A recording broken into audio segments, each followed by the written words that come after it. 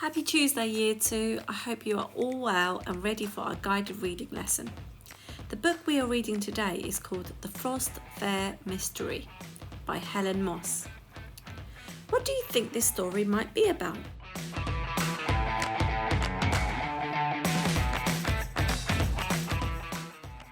The Frost Fair Mystery by Helen Moss.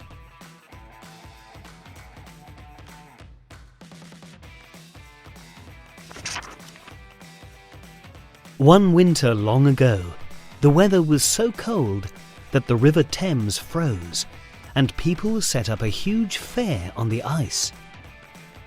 Sally and Jim's father was a boatman. He rowed people across the river, but he couldn't work when it froze over. Their mother had a new baby, and the family had little money for food or coal. Sally had an idea.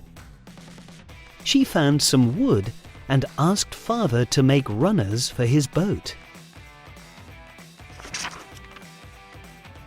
Sally set up their boat sled on the river, and Jim put up a sign. They were going to sell sled rides on the frozen river. Sally rubbed her hands as they waited for customers. "It's cold." Jim stamped his feet. "My toes have turned to ice." Their breath puffed out in white clouds. The smell from Mrs. Jenkins's gingerbread stall was making Jim hungry. Sally put her arm round her little brother. "Don't worry, we'll soon earn enough for a meat pie to take home." "Dog sled rides!" cried Sally. "Only a farthing a go." "See the Frost Fair at 100 miles an hour!" shouted Jim. "These are the fastest dogs in the world!" I've just stopped the book here, Year 2, just because there was a very unfamiliar word there. Do you know what the word farthing means? I didn't either, but I found out it actually means... It's actually the name for a former bronze coin that was used in Great Britain, probably worth a quarter of a penny now, and it was withdrawn in 1961 and hasn't been used since. Two little girls ran up with their farthings and jumped into the boat sled. Bess and Skip pulled them along, barking happily. Sally and Jim skated along beside them. They raced past stalls selling pies and baked apples and hot chocolate, past swings and puppet shows, and people dancing and playing football. The little girls cheered. "Whee! This is fun!" But when the ride was over, Sally and Jim were in trouble. "Gingerbread keeps going missing from my stall," roared Mrs. Jenkins. "You two hungry children must have stolen it." "It wasn't us," said Sally and Jim in dismay. But Mrs. Jenkins was furious. "Your dogs must have taken it then." "Bess and Skip never steal food," cried Sally. Here is another word that I've noticed. The word dismay. Do you know what the word dismay means? Here it's used as a speech verb, and it actually means a feeling of unhappiness and disappointment. "Maybe it was rats," said Jim. "Rats?" spluttered Mrs. Jenkins. "There are no rats at my stall, and rats can't open baskets. I'm going to call the constable right now." Sally begged for a chance. "Let us go and we'll find the real thief." Mrs. Jenkins gave in at last. "All right. You have 1 hour to solve the mystery before I report you."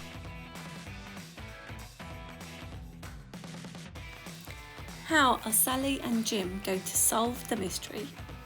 What is going to happen next? What would you do if you were Sally or Jim? Let's see.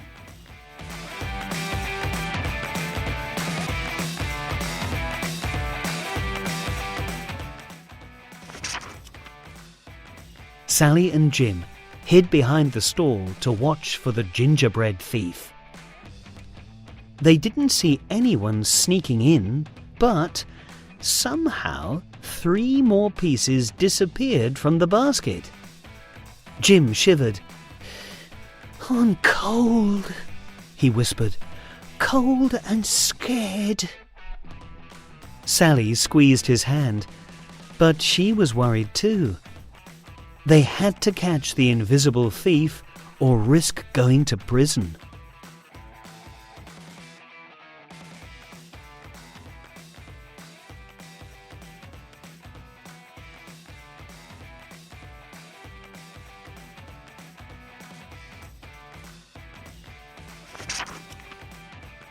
Just then, a man walked by. "Has anyone seen my monkey?" he called. "Otto collects the money for my puppet show." "We don't have time to look for lost monkeys," thought Sally. Suddenly, Bess began to bark. Jim ran to her. "Have you found the thief?" But it was a false alarm. Bess was barking at the sled, but there was no one there.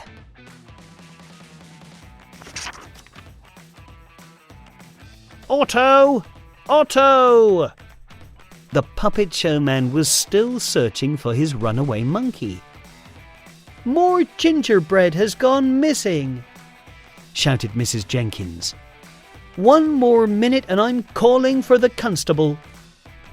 Skip was barking at the sled now too, but it was still empty. Or was it? Did that old sack inside it just move? Thought Jim. Jim crept closer, reached out his hand and lifted the corner of the sack.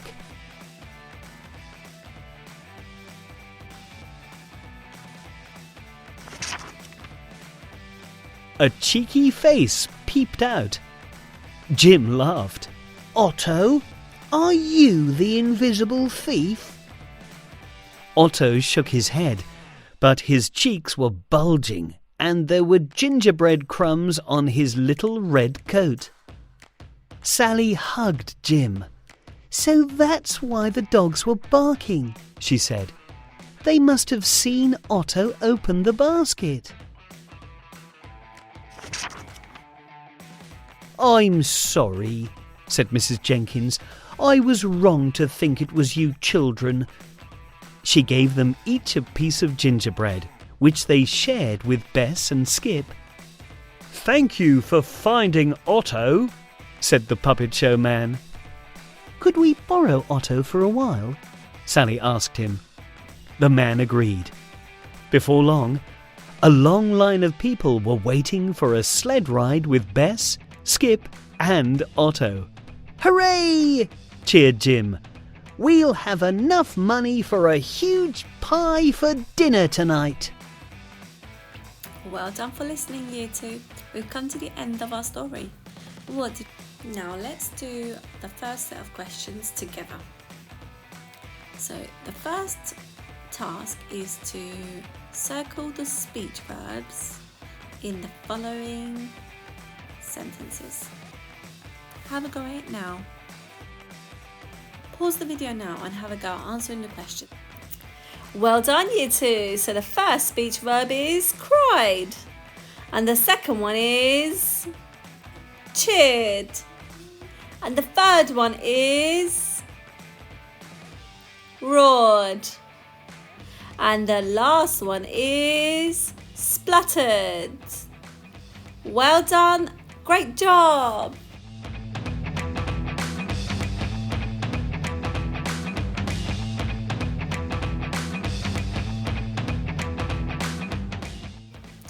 So our second part to our worksheet today is So read the sentences and fill each gap with an interesting speech verb. Try not to use said because that is one of the most common ones that are used. Don't forget the 4 we learnt just now.